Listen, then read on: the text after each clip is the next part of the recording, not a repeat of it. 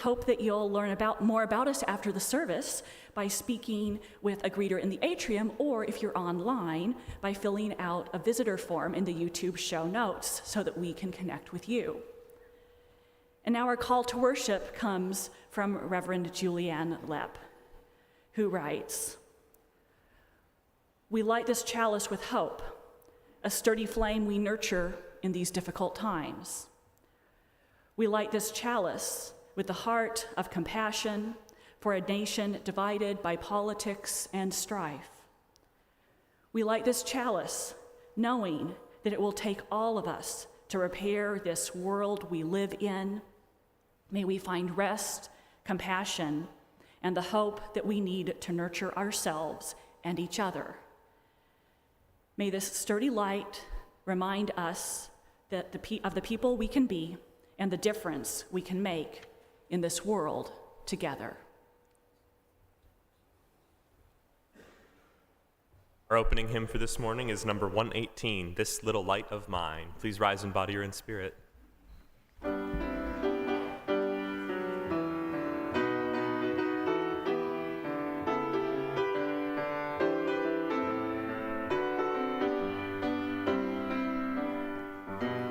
This little light of mine, I'm gonna let it shine. This little light of mine, I'm gonna let it shine. This little light of mine, I'm gonna let it shine. Let it shine, let it shine, let it shine.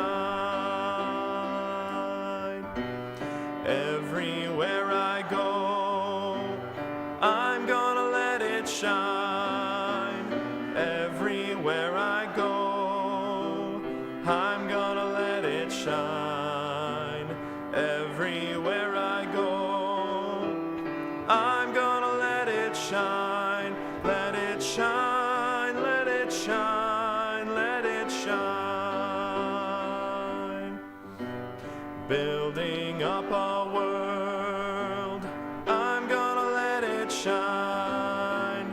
Building up a world, I'm gonna let it shine. Building up a world, I'm gonna let it shine. Let it shine, let it shine, let it shine.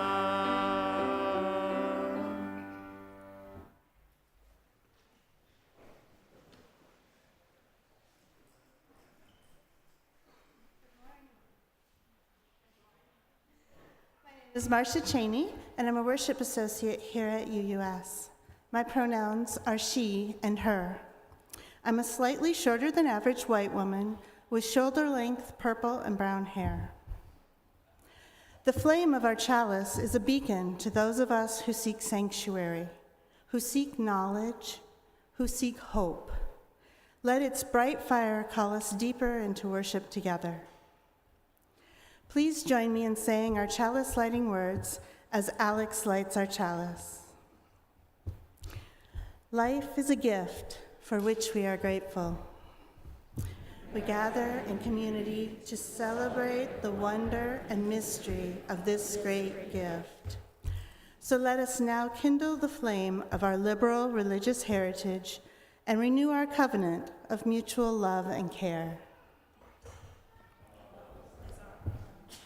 The quest for doctrine, the quest for truth is our sacrament, and service is our prayer. To dwell together in peace, to seek knowledge in freedom, and to serve those in need. This we promise, this we covenant with life and one another. Every once in a while in this world, right now, you might feel overwhelmed. We can be trapped by despair.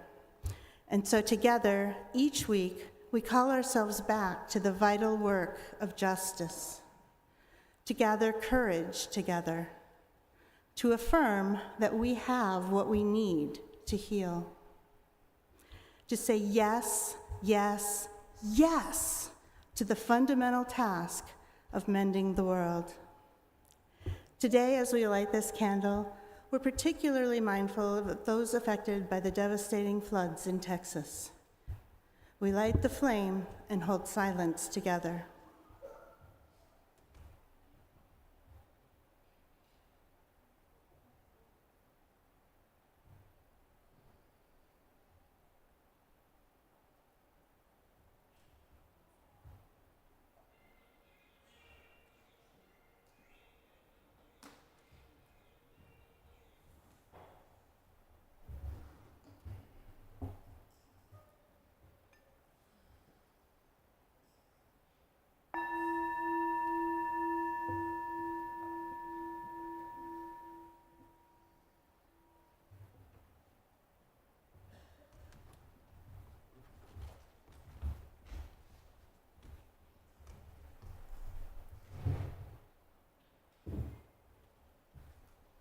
Good morning.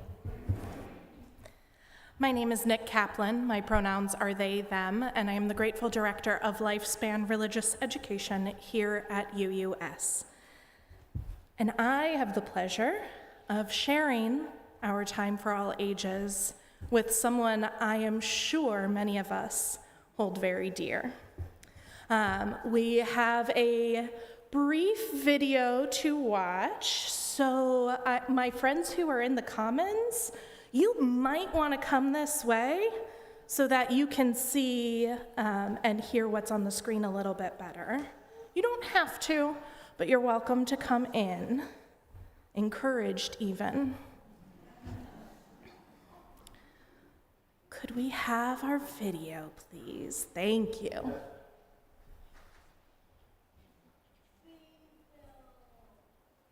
Toys don't have feelings, lots of them, but people do. Sometimes people use toys in their play about their feelings. For instance, do you ever use your toy to help you with your angry feelings? What do you do with the mad that you feel when you feel so mad you could fight? When the whole wide world seems oh so wrong and nothing you do seems very right. What do? Do you punch a bag? Do you pound some clay or some dough? Do you round up friends for a game of tag or see how fast you go?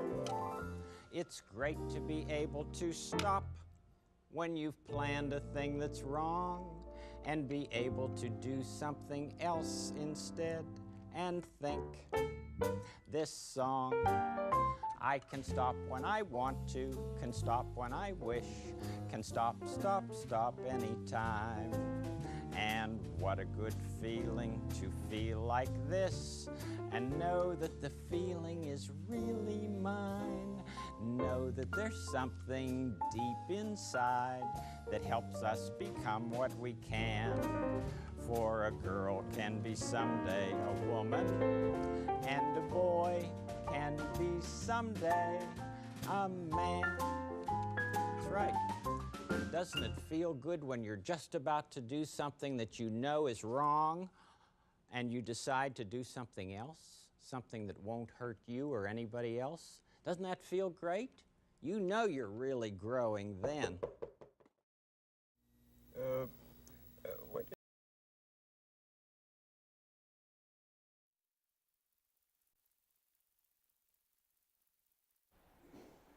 What do you do with the mad that you feel? It was a little boy who asked that question. And through the song we just heard, Mr. Rogers answered. We can channel our anger into physical activity, like pounding clay or running fast. We can find friends to talk to. We can find ways to play about our angry feelings. Personally, I'm a big fan of coloring angry. But what's most important is to be able to stop, to be able to find a way to control ourselves when we've planned a thing that is wrong. Mr. Rogers regularly showed us how we could do that. He told us even when he was a kid, he would start pounding on the piano keys, something I'm sure Kendra doesn't want us to do. But he would start pounding on the keys while he was angry to get his feelings out. And as the angry got out of his body, the music would become softer and more mellow. Along with sharing his example with us, he encouraged us to find our own ways. Now, some of my friends might not have recognized Mr. Rogers. Some of my friends, but I bet they do know Daniel Tiger. Do my friends know Daniel Tiger? I got some nods from in there. So I'm gonna need some help, because some of my friends out here might not know Daniel Tiger. Mr. Rogers' legacy has continued with a cartoon, if you're not familiar, Daniel Tiger's Neighborhood. And Daniel Tiger's family teaches us, when you feel so mad that you wanna roar, what do? Yeah. What do? What comes next? Yes, take a deep breath and count to 4. Daniel Tiger also teaches us, through some words shared by Mr. Rogers previously, that it helps to say what you're feeling. Mr. Rogers is known for talking about how anything that's human is mentionable. And anything that's mentionable can be more manageable. Anything that's human is mentionable. We need to say what we're feeling. We need to talk about it. Daniel Tiger teaches us that we can feel more than one thing at the same time, even.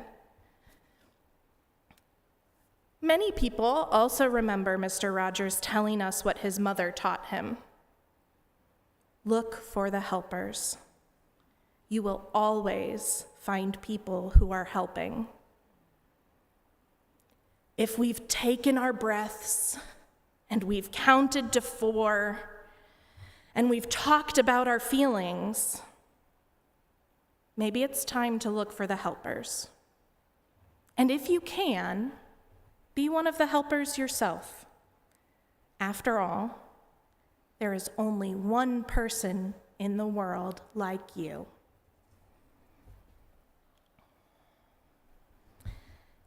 Each week, when they head to class, our children light a lantern as a symbol of the love and hope that goes with them as they explore our faith.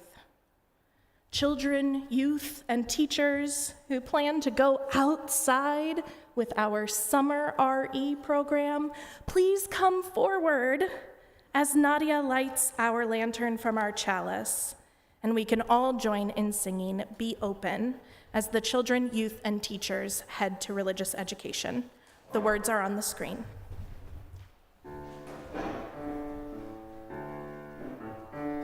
Be open for something wonderful to happen. Be open to the possibility. Be open for something wonderful to happen. Be open to the possibility. Aye, aye, aye, aye, aye.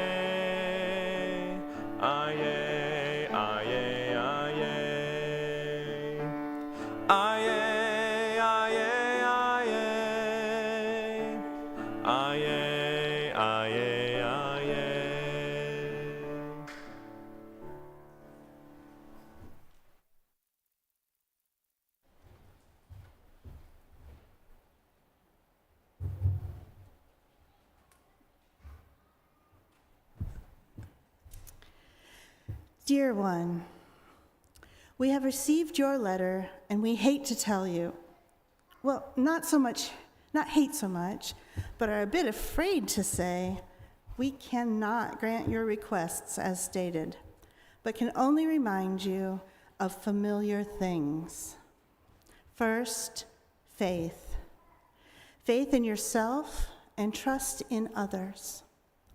We know it can be terrifying to be vulnerable, but only when you share your softest side will we be able to break through together. Next, hope.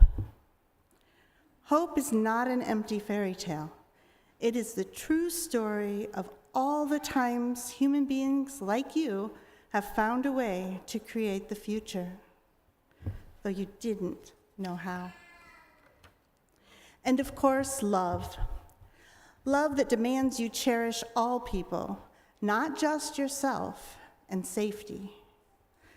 Love is not satisfied until every argument ends abruptly when one child says, "That hurts." There is so much to learn and relearn. The world teaches you to be hard, to negotiate and defend, and to avoid giving too much and to the wrong people. There are no wrong people. You also are not wrong. And when you encounter the poor, the broken, the unhoused, and unwelcome, you are looking, if you pay attention, at us, calling to you to answer your own prayers. If you want to change the world first, you be sure you are changing yourself. Be tender, be kind, be at peace. Be your own better self. It isn't without cost, but it will be free.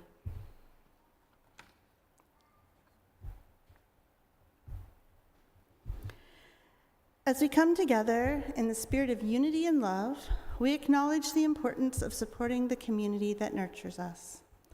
Our members support the life and work of this Unitarian Universalist congregation with their time and their talent, and by making and fulfilling annual pledges.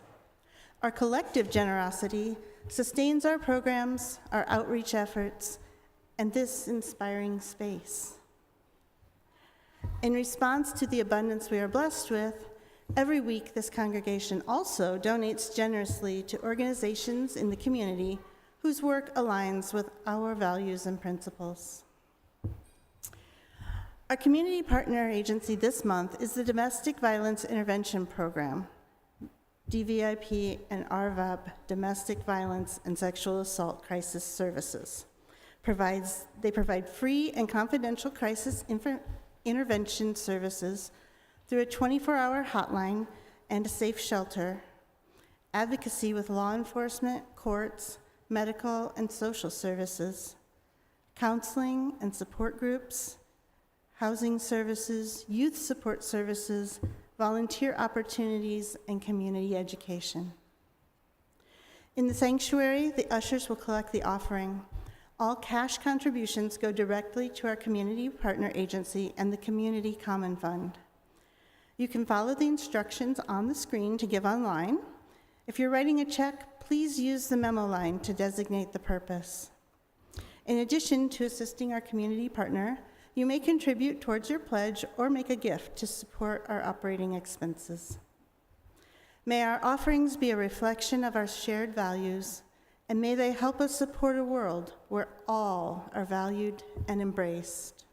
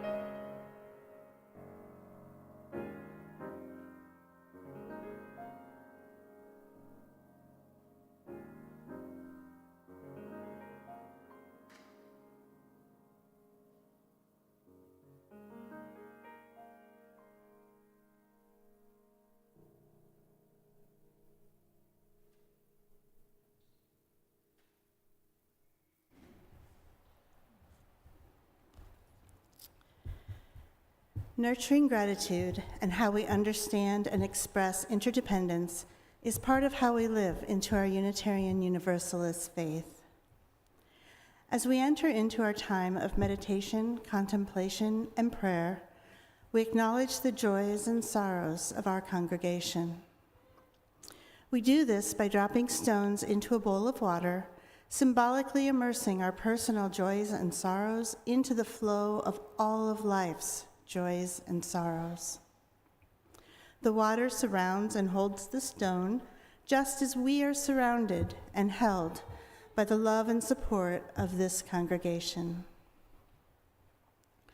For those who would like to share their joys or sorrows in a conversation in a smaller venue, the Pastoral Care Associates will be leading a Compassionate Connection Circle in the Walnut Room immediately after today's service.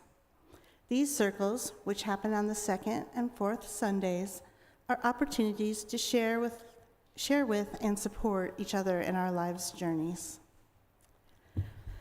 If you're participating in our service elsewhere, you may wish to meditatively hold a stone, wash your hands, or meditate on an object near you. And now, if you're in the sanctuary and feel called to do so, please come forward and take a stone from the basket and place your stone into the water as we sing together.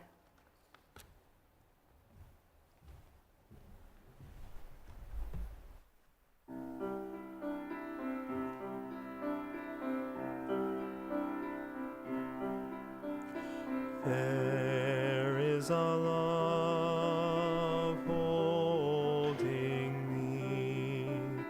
There is a love holding all that I love. There is a love holding all. I rest in this love. There is a love holding us. There is a love holding all that we love. There is a love holding all.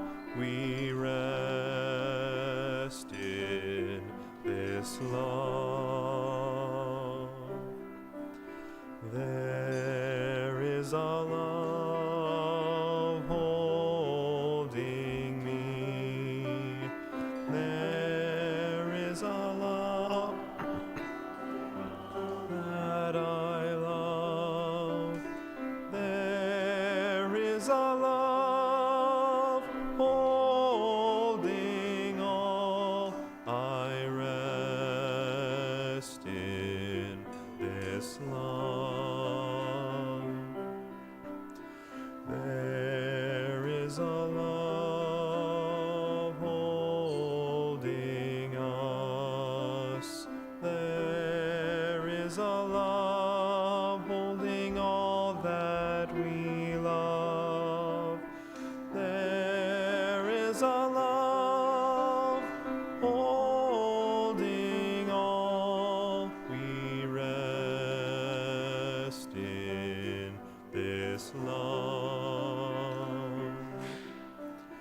There is a love holding me. There is a love holding all that I love.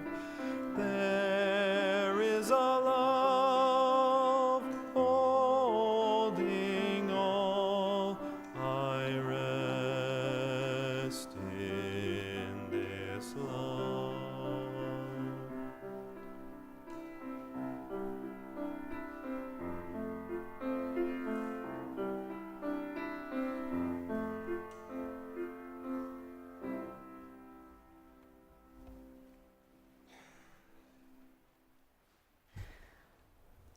I invite you into a time of meditation, contemplation, and prayer.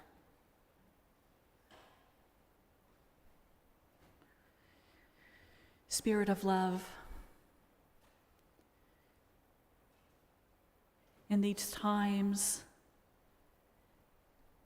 that try our spirits, in these times where violent floodwaters come to wipe out communities, where bombs fall, where fires rage. In this time where we see fawns frolicking, babies smiling, when we get to answer the call from a loved one we haven't seen in too long and reunite with others. Help us in this day and in all days find the faith we need in each other and in our future. Help us find hope in our earth and in our relationships. Help us find love always at the center and grow it ever more fully, ever more fiercely into the world. As Reverend Sean Parker Dennison says, may we change ourselves to be who we need ourselves to be. May we be tender. May we be kind. May we be at peace. Amen. Blessed, blessed be.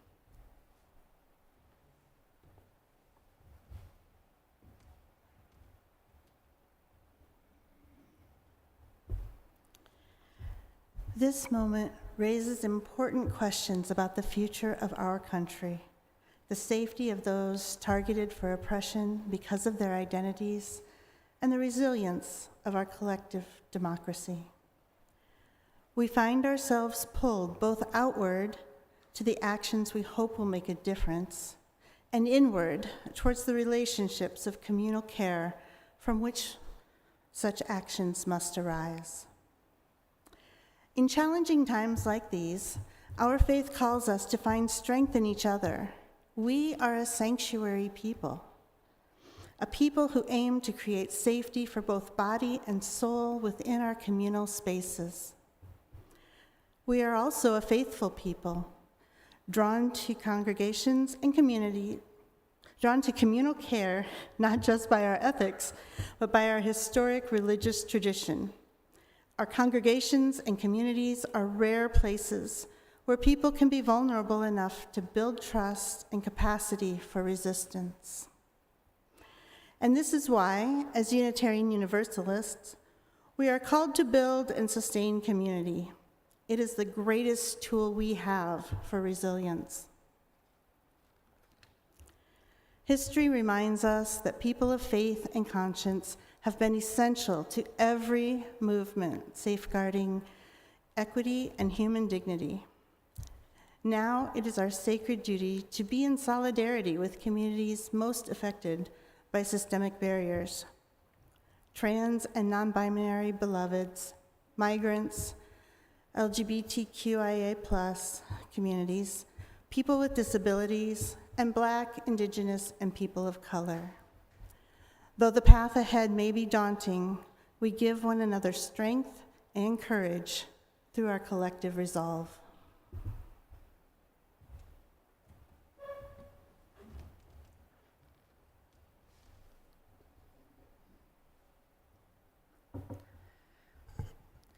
Last week, when I spoke with you about what's happening in this country, in this moment, and the rise of authoritarianism, I ended by sharing a few specific things that scholars on authoritarianism have lifted up as crucial in these times. Now, earlier, Nick shared some great things that we can do to help ourselves manage our feelings when we get overwhelmed or scared, especially in times like those we're in. They also shared Mr. Rogers and Daniel Tiger's reminders to look for the helpers and their invitation to be those helpers. Today, I want to delve a little deeper into these and how our Unitarian Universalist faith calls us to be helpers by engaging with the things that scholars say will help us counter rising authoritarianism. Yes, this is part 2. So those things that I listed last week, I don't expect you to remember all of them. The first was voting. It is absolutely crucial that we protect access to voting, that we vote, and that we help others vote. While the actions of some of our elected leaders are symptoms of underlying problems in this country, they are also undoubtedly deepening our slide into authoritarianism and white Christian nationalism.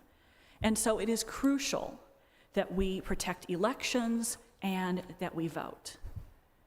Our value of justice calls us to work to create diverse, multicultural, beloved communities where all feel welcome and can thrive.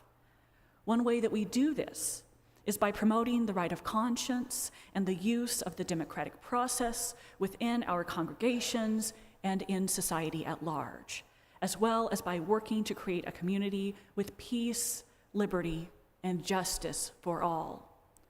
Some of our most fundamental values and principles for our religion call us to actively protect access to voting, to vote, and to engage with our political system. This is very true at our national and state levels, but it is also true of our local political system. We can engage with this not only every year or every few years when elections come around, but also on a regular basis. Here in Iowa City, but also in Ames and Dubuque, we can support the good work that our local governments are doing to protect our rights and develop systems for those who are most vulnerable in the ways that we best can. We can learn about what they are doing, and we can support that good work.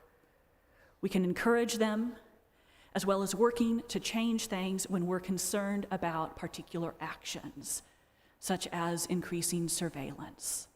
There is so much our local governments can do for climate, economic, racial, LGBTQ+, and social justice, as well as to create systems of care even when we are experiencing important protections and liberties being gutted from the state and national levels.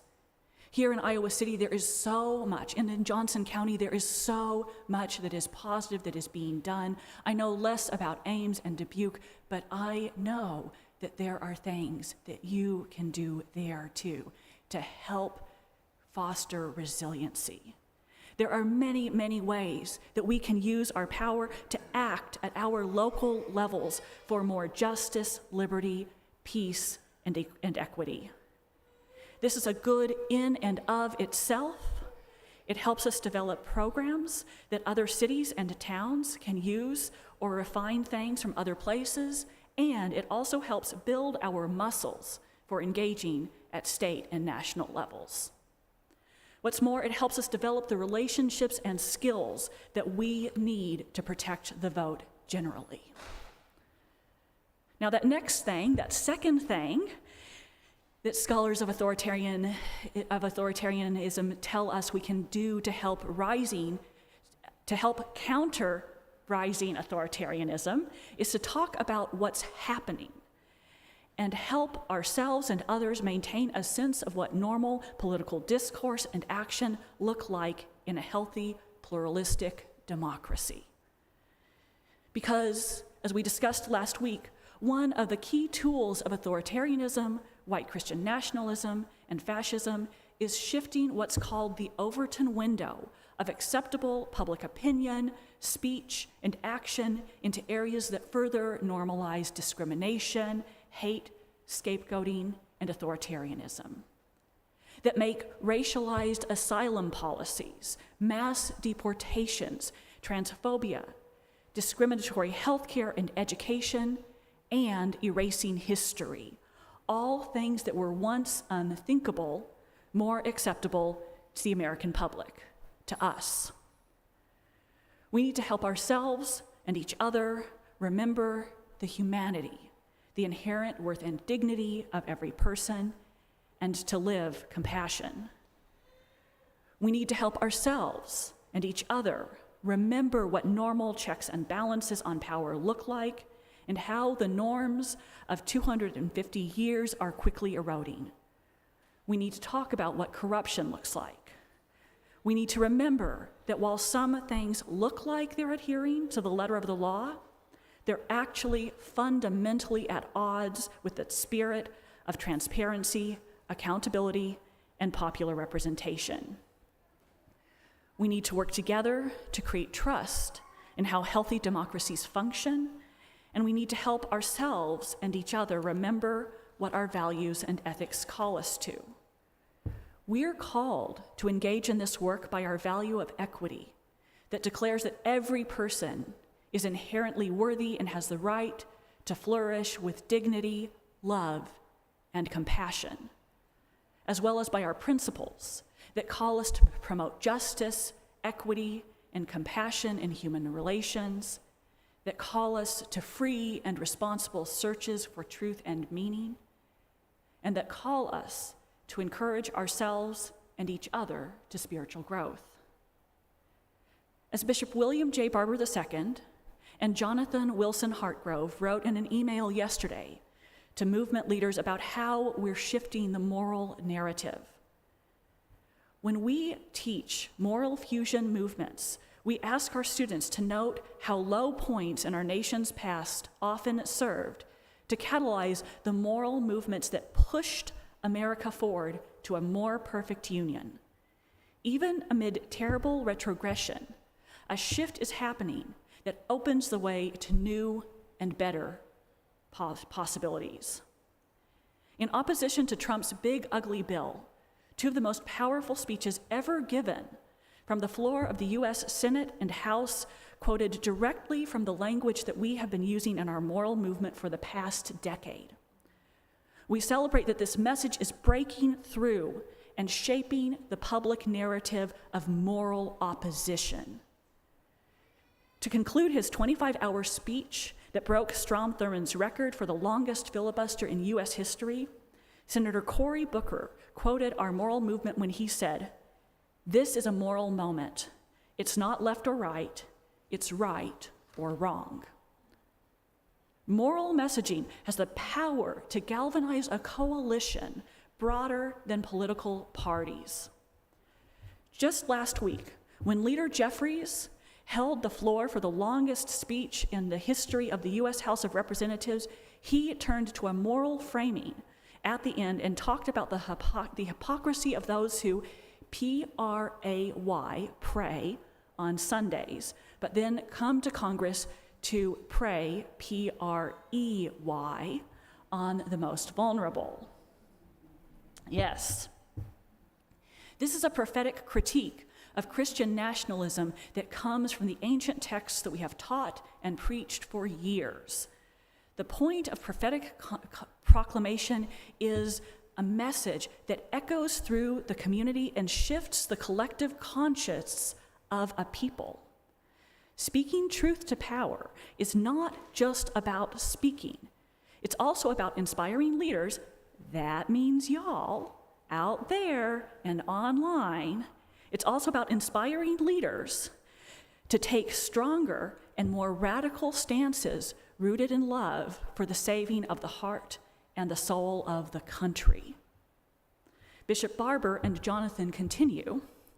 Last weekend, The Guardian profiled our work to build a moral movement to counter the immoral actions of those leading our government. This article raises the question that every generation has asked of moral movements. Can moral fusion really work to stop those who use and abuse raw power? This is the same question the abolitionists faced as they organized an underground railroad and built opposition to chattel slavery in the 19th century, our UU ancestors were important parts of those movements, challenging slavery in the courts, in the streets, and at the ballot box. It's the question that the Freedom Riders of 1961 faced when they risked their lives to get on buses and ride through the South, sitting together as the equals that God and the law told them that they were. Again, our UU ancestors were powerful forces in those movements. Can such nonviolent acts of resistance really make a difference in the face of brutal abuses of power? Y'all know the answer. Yeah, thank you. The answer to this question, Bishop Barber says, has never been a philosophical argument. It is instead the collective action of people in every generation who do their part to build a moral movement. And so I ask you, sitting out there today, what is the conversation that you want to have about rising authoritarianism or white Christian nationalism? What is the moral voice that you want to bring to that conversation? Who do you want to talk with? And what are some of the values, principles, and ethics that you want to bring up?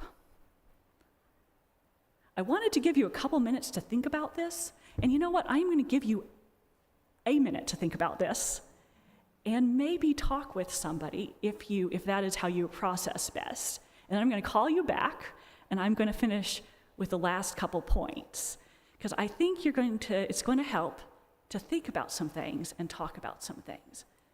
So as you think about being a moral voice, about being a leader in countering authoritarianism, and the questions, the conversations we need to have, what do you want to bring to that? Think, even talk, and if you're online, maybe find somebody or write some things down.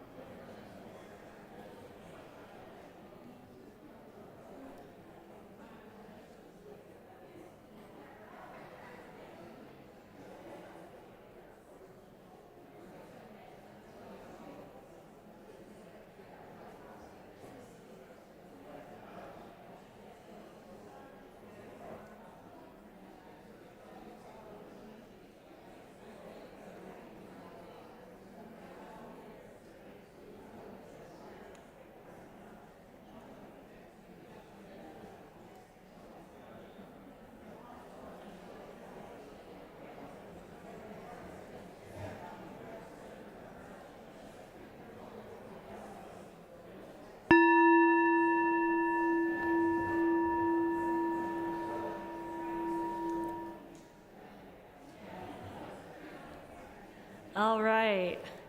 I hope that little minute and a half of conversation whet your appetite to keep talking about this, because that's so crucial.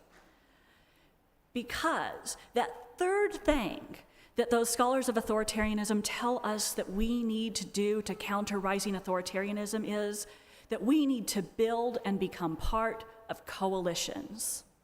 We need to mobilize ourselves as part of a network of congregations and other groups that are committed to interdependence, pluralism, equity, and compassion. We know that we are stronger together, so we need to build on that.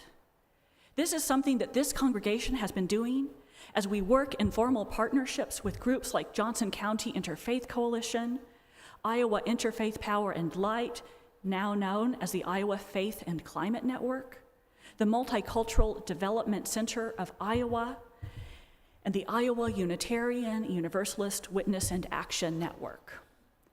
It's also part of the work that we've been doing by working to develop deeper partnerships with our monthly community partner agencies and other interfaith groups. You can learn more about this work and get engaged by stopping by the Justice Table during coffee hour on second Sundays here at UUS.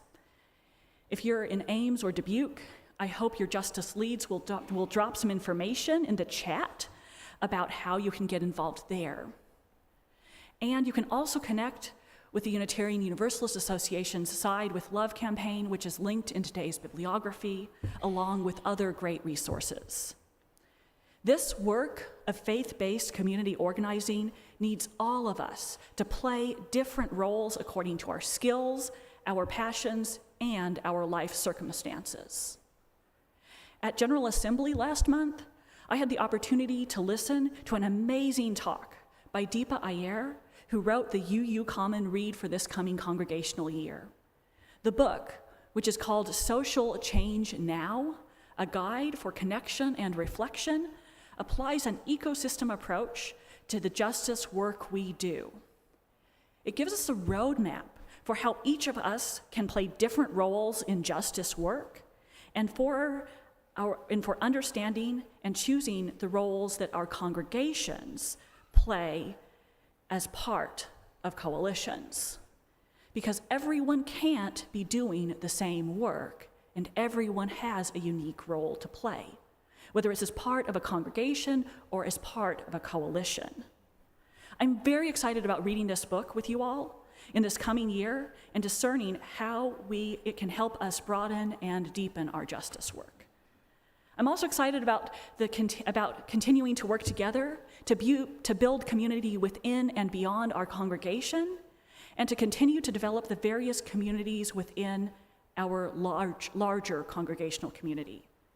I'm excited by the skill building we have been and that we continue to do as part of developing UUS as a place of belonging and radical welcome for people who are diverse in culture, experience, and theology.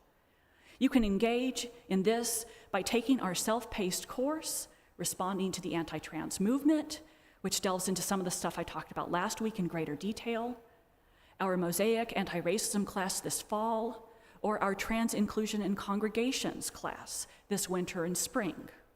You can get in touch with Nick Kaplan to find out how to participate in any of those classes. As we were reminded at General Assembly, people join people, not causes. People want to be claimed by groups where they find belonging and hope. Responding to our own needs for this and the deep need of the community around us, as well as the powerful calls of our values of transformation and generosity, are why we have been and continue to engage in radical welcome work. To be part of this, you can join our Radical Welcome, Diversity, and Inclusion team by talking with Quanda Hood, or you can get involved with membership or hospitality by talking with Victoria Hewitt. As we do this work, we also need to remember that joy and rest and spiritual practices and sustenance are also part of resistance. We are a long-haul people, here to do long-haul work. And so we must celebrate joy. We must cultivate joy, celebration, appreciation, rest, and other spiritual practices that nourish our bodies, minds, hearts, and spirits. What works for one person isn't necessarily what works for another. So I hope you'll look at and engage with the various opportunities here as the new congregational year begins, or talk with staff or teams about how to develop something that doesn't exist yet. And so, I come back to these words from Reverend Dr. Sophia Betancourt, our UUA president, that Marcia shared earlier. In challenging times like these, our faith calls us to find strength in each other. We are a sanctuary people, a people who aim to create safety for both body and soul within our communal spaces.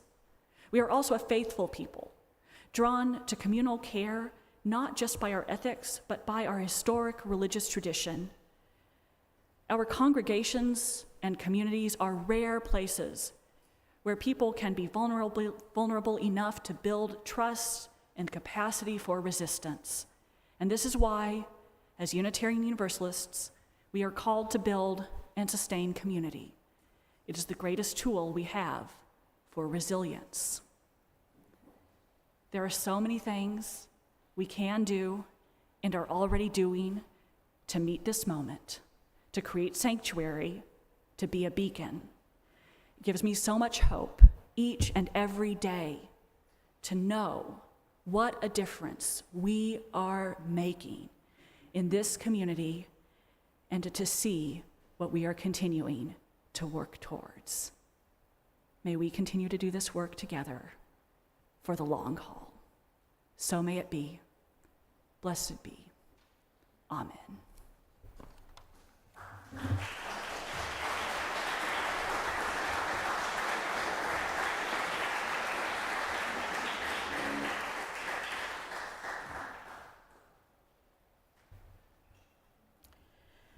May what has been shared today help us more fully affirm our interconnectedness and live into love and justice.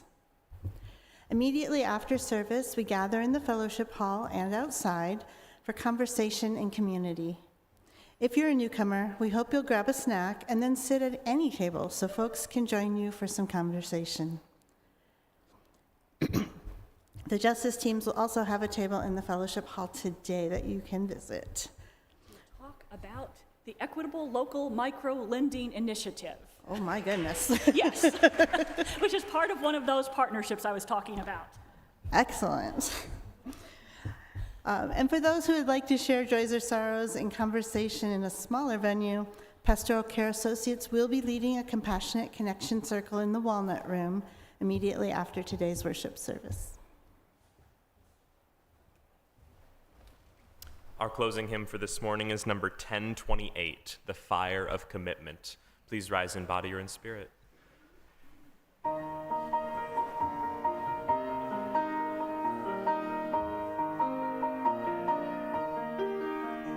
From light of days remembered burns a beacon bright and clear, guiding hands and hearts and spirits into faith set free from fear. When the fire of commitment sets our mind and soul ablaze, when our hunger and our passion meet to call us on our way, when we live with deep assurance of the flame that burns within, then our promise finds fulfillment and our future can begin.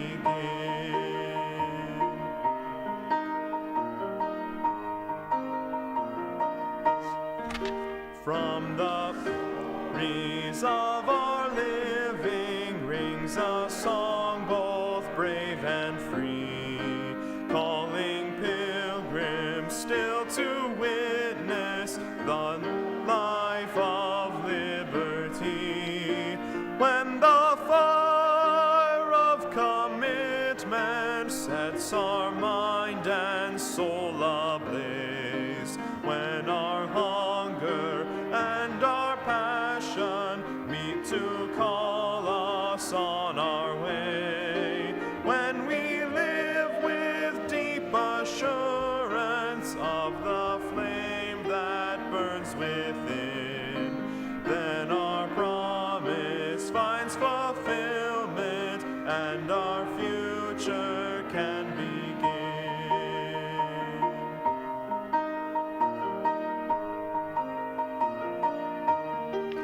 From the dreams of youthful vision comes a new prophetic voice, which demands a deeper justice built by our courageous choice. voice when the fire of commitment sets our mind and soul ablaze, when our hunger and our passion meet to call us on our way, when we live with deep assurance of the flame that burns within, then our promise finds fulfillment and our future can begin.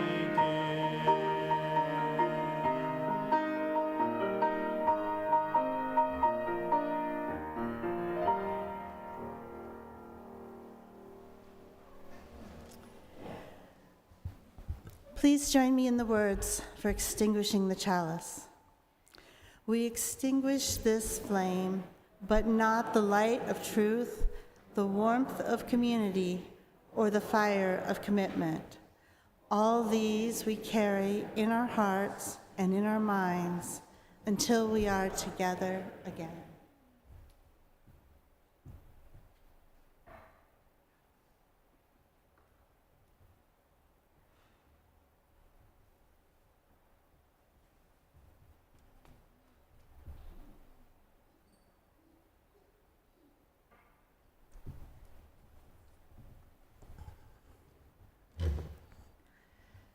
As you go out into the world this day and this week, may you go attending to those messages of our better angels, to faith, to hope, to love. May we be our better selves. Go in peace, love, and justice, living love ever more fully and fiercely into this world. Amen. And blessed, blessed be.